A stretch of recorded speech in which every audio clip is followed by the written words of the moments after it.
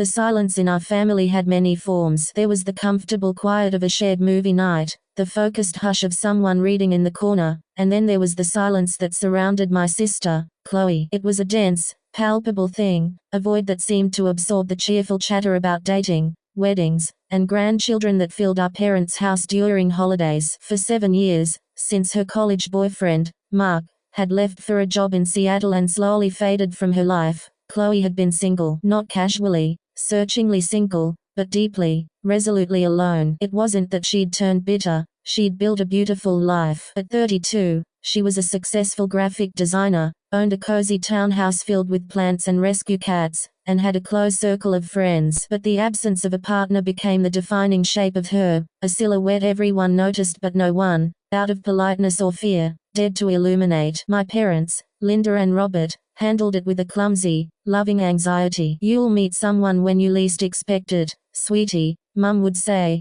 her eyes flicking to me, "married to my high school sweetheart, David, with our 2 chaotic boys," as if my life was a blueprint Chloe had misplaced. Dad would just clap her on the shoulder and offer to fix a loose tile in her bathroom, speaking love in the language of practicalities. I, her younger sister by 3 years, tried to bridge the gap. I'd set her up on blind dates with nice, vetted men from David's office. She'd go, always polite, and return with pleasant, non-committal reviews. "He was nice," she'd say. "Just not a spark." The spark. It became the family myth. Had Chloe's spark extinguished with Mark? Was she too picky? Too independent? The unspoken worry, voiced only once in a tense moment by our aunt, was darker. "Maybe she's just meant to be alone." The phrase hung in the air, cruel and final. Then, about a year ago, a shift occurred. It was subtle at first. Chloe started going to a new gym, not for yoga, but for high-intensity cycling. She updated her wardrobe, not with bold statements, but with softer, more tailored pieces. She was glowing, but from within, as if a pilot light long thought dead had been reignited. When we met for our weekly coffee, her phone, once dormant, would occasionally light up with a discreet buzz. A small, secret smile would touch her lips before she silenced it. "Seeing someone?" I finally asked one afternoon, hope bubbling in my chest. She stirred her latte. "Sort of. It's new. I don't want to jinx it." That was all we got. For months, the mystery was thrilling. We imagined a doctor, a charming artist, a philanthropist she'd met while volunteering. The secrecy was unlike her, but we chalked it up to her being gun-shy, protective of this fragile new thing. The silence around Chloe transformed again, now humming with a potential energy we were all afraid to disrupt. The revelation came not from Chloe, but from a shadow in a grocery store parking lot on a Tuesday evening. I was wrestling a gallon of milk and a bag of overripe bananas into my trunk when I saw them. Chloe, emerging from the upscale organic market across the way. She was laughing, head thrown back, a sound I hadn't heard with such abandon in years. And she was holding hands with a man. My heart soared. Finally, I squinted,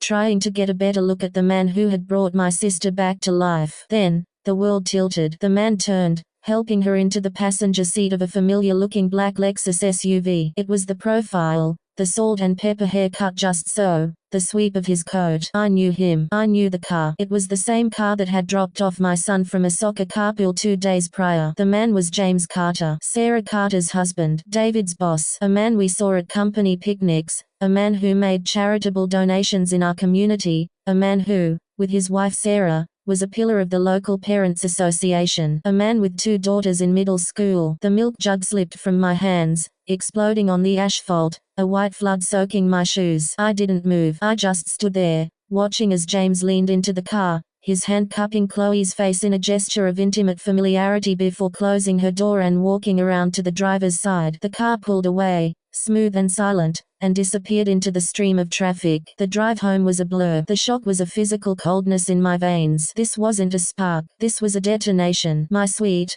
principled, honest Chloe was having an affair with a married man with a family we knew. The sister who lectured me about recycling and ethical consumerism was now the other woman. The cognitive dissonance was so profound it felt like nausea. I confronted her that night, my voice trembling with betrayal. She was at her townhouse, painting at her easel, classical music playing. The scene of serene creativity now seemed like a monstrous facade. "I saw you," I said, my words sharp and brittle. "With James Carter." The brush clattered to the floor. All the color drained from her face, then flooded back in a guilty crimson. The silence that followed was the worst yet, a confession in itself. "Emily, it's not what you think," she began, but the words were ash. "He has a wife, Chloe. He has kids. Sarah organizes the school book fair. What on earth are you thinking?" What came out then was a torrent, a story so different from the lonely spinster narrative we had all authored for her. It was a tale of profound, quiet desperation. She spoke of the years of feeling invisible, not just to men,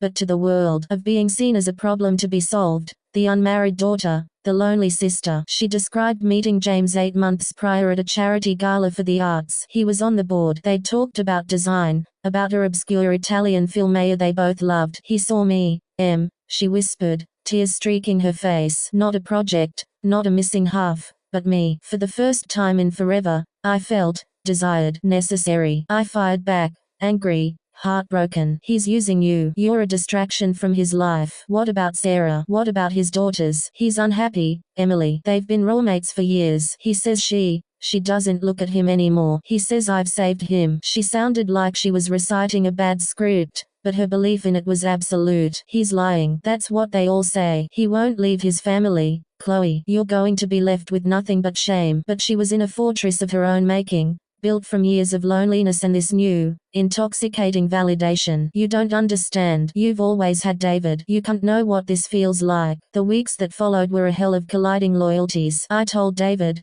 who was horrified, his professional world now colliding with our personal disaster. We agreed not to tell our parents. The shock would be too much. But the secret was a poison in my own marriage. David was furious with Chloe for jeopardizing his career, and I was torn between protecting my sister and wanting to shake her until she woke up. The facade began to crack from the outside. Sarah Carter, a sharp, kind woman, started asking David odd, probing questions at work functions. "Is your wife's sister a designer?" James mentioned her work. Her smile didn't reach her eyes. The community gossip mill, a slow but relentless grinder, began to turn. I saw the looks at school drop off, the hushed conversations that stopped when I approached. Chloe, blinded by what she called love, seemed oblivious to the tsunami gathering force. The climax came at the annual summer block party, the pinnacle of our neighborhood's social calendar. It was a scene of forced cheer, grills smoking, children screaming through sprinklers, a band playing classic rock covers. The Carters were there, a picture of suburban unity. James manning the grill in an apron that said "Kiss the Chef," Sarah handing out homemade lemonade, their girls playing cornhole. And then Chloe arrived. She came alone, wearing a simple sundress, looking more beautiful and more vulnerable than I'd ever seen her. She hadn't been invited, not really, but she'd come, I knew, for him, to be near him, to exist in the same sunlight. My stomach turned to ice. I watched, helpless, as James's eyes found her across the crowded lawn. A flash of panic, then a mask of bland recognition. He gave a small, stiff nod. Chloe's hopeful smile faltered. Sarah, following her husband's gaze, saw Chloe. The change in her face was instantaneous and terrible. The pleasant hostess vanished, replaced by a woman connecting 100 dreadful dots. The whispered rumors, the late board meetings, the new cologne, the distance, they all crystallized in that one moment, with my sister standing alone at the edge of the party. Sarah didn't scream. She didn't make a scene. She simply put down the pitcher of lemonade, walked over to James, and said something quietly into his ear. His face went gray. Then, Sarah turned and walked straight toward Chloe. The crowd seemed to part, a quiet falling around them. I rushed forward, but I was too late. Sarah stopped a foot from Chloe. Her voice was low, clear, and carried a devastating, icy calm. "I know who you are," she said. "I know what you're doing. Look at them." She gestured to her daughters, who were now watching, confused. "Look at my family. You are not welcome here. You need to leave now." Every eye was on Chloe. The shame was a visible force, bending her shoulders. She looked past Sarah to James, pleading for a defense, for a sign. He looked down at his grill, flipping a burger with intense concentration. The ultimate cowardice. The final, brutal truth. Chloe turned and walked away, her steps quickening until she was nearly running. The party's noise swelled back to fill the vacuum, but it was different now, laced with a scandalized buzz. I found her 10 minutes later, sobbing in her car, her hands shaking too violently to fit the key in the ignition. "He didn't choose me," she choked out, over and over. "He didn't choose me." The aftermath was a long, painful reconstruction. James, of course, stayed with his family. He was forgiven,